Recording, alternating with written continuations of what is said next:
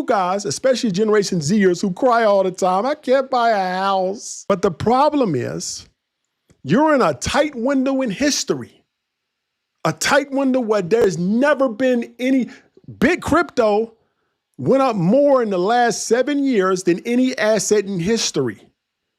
And then we look at to this year, we had Oklo, Palantir, NVIDIA over the last 3 or 4 years, 10, 20, 30 times your money, 4, 5, 6 different targets.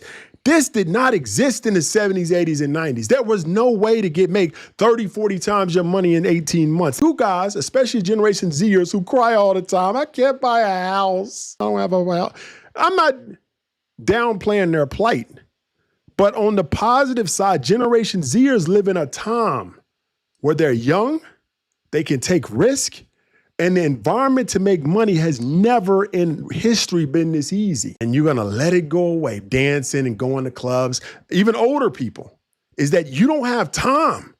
You don't have time. And you remember, this is, if you guys have been following me for 3 years, this message I'm saying now is different than 2023.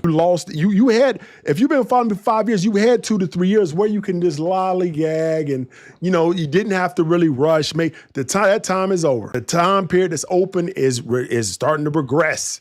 And eventually, and some people are listening and says, you'll always be able to invest. No, you won't, because in history, they always said, and I'm a futurist, I've always studied history, that when AI is created, that will be the last invention that man will ever have to make, AGI. There is no inefficiency to profit off of.